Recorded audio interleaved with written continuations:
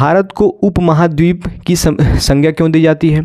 पहली बात है कि हमारा जो भारत है बालक, हमारा जो भारत है, यहाँ की अलग अलग संस्कृतियाँ हैं, मतलब हमारी संस्कृति ही अलग है सबसे, ठीक है, अलग अलग संस्कृति है। और उसके बाद क्या हो जाता है कि हमारा जो भारत है ये एशिया के दक्षिण में स्थित है, एशिया के दक्षिण में स्थित है, जिसको आप साउथ एशिया भी कहते हैं। साउथ इंडिया के नाम से भी इसको कहा जाता है भाई, कह देते हैं कि इसको दक्षिण एशियाई भारत कह देते हैं कभी कभी, ठीक है, दक्षिण एशियाई भारत कह देते हैं। और उसके बाद ये क्या होती है, सबसे बड़ी बात है कि इसकी सबसे लंबी तटीय सीमा है।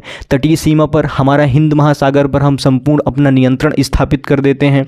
क्या है, सब संपूर्ण हमारी क्या हो जाती है, हम संपूर्ण नियंत्रण स्थापित कर सकते हैं। अगर हम यहाँ पर खड़े हो जाएं तो हमारे अगल बगल पूरा क्या हो जाएगा, पूरा हमारा हिंद महासागर हमको देखने को मिलेगा। जहाँ पर हम खड़े होकर के पूरे हिंद महासागर को देख सकते हैं कि कौन सी कहाँ, मतलब कि व्यापारें जो हैं, व्यापार में भी हम इसमें वो कर सकते हैं कि भाई हमारी जो भी तटीय सीमाएं हैं, यहाँ पर हम ये हिंद महासागर से जितने जहाज़ इधर आएंगे, ठीक है, तो वहाँ पर भी हम इसको नियंत्रण कर सकते हैं। ये सब चीज़ें हैं, ठीक है। और उसके बाद क्या होता है कि भारत को कभी आइसोलेटेड इंडिया कहा जाता है, आइसोलेटेड भारत कहा जाता है। तो बालक आइसोलेटेड भारत क्यों कहा जाता है? ऐसा आइसोलेटेड भारत इसलिए कहा जाता है, हमारा जो ये हिमालय पर्वत है ना, साइबेरियन जो हमारी ठंडी हवाएं होती हैं बहुत खतरनाक होती हैं, ठीक है, क्योंकि भारत की कृषि व्यवस्था पर पूरा एकदम विखंडन करके रख देंगी अगर ज़्यादा हो गई, जिससे कि हमारा हिमालय क्या करता है, उन सारी साइबेरियन से उत्तर से आने वाली हवाओं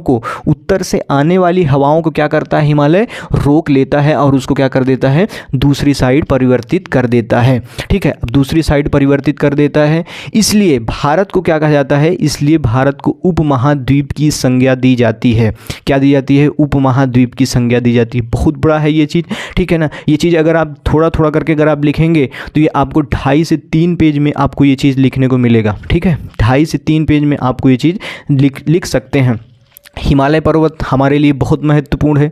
हिमालय पर्वत क्या है, हमारे लिए बहुत ही महत्वपूर्ण है भाई। आइसोलेटेड इंडिया इसीलिए कहा जाता है, आइसोलेटेड इंडिया इसीलिए कहा जाता है क्योंकि भाई यहाँ पर साइबेरियन जो हमारी हवाएं हैं वो इतनी ख़तरनाक होती हैं कि वो हमारे कृषि पर पूरे एकदम अस्त ध्वस्त करके रख देंगी, बिगाड़ देंगी भारत को। और यहाँ पर सबसे बड़ी बात है कि हमारा जो भारत है, भारत के दक्षिण में, हिमालय के दक्षिण में सिंधु का मैदान जिसको गंगा सिंधु और ब्रह्मपुत्र का मैदान भी कहते हैं। ब्रह्मपुत्र के मैदान के बाद हमारा प्रायद्वीपीय पठार भी यहाँ पर हमको देखने को मिलता है। क्या देखने को मिलता है? प्रायद्वीपीय पठार भी देखने को मिलता है, जिससे कि हमारी यहाँ पर उबड़ खाबड़ की स्थितियाँ भी देखने को मिलती है। यहाँ पर समतल देखने को मिलता है, यहाँ पर भी हमको देखने को नवीनतम पर्वत हिमालय, नवीन वलित पर्वत का नाम भी इसको दिया गया है हिमालय को, ठीक है ना।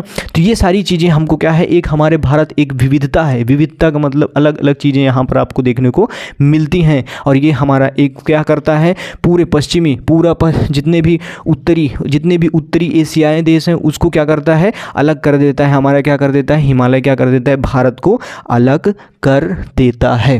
क्या कर देता है? अलग कर देता है, जिससे कि इसको क्या कहते हैं, उपमहाद्वीप की संज्ञा दी जाती है।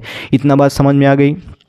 उपमहाद्वीप की संज्ञा क्यों दी जाती है भारत को, इतना तो मैंने आपको बता दिया, ठीक है। ये बात ध्यान रखेंगे, एक चीज़ें एक पॉइंट में आप लिख लेंगे, एक चीज़ें जितनी में अगर रोक करके आप भी लिख सकते हैं, ठीक है।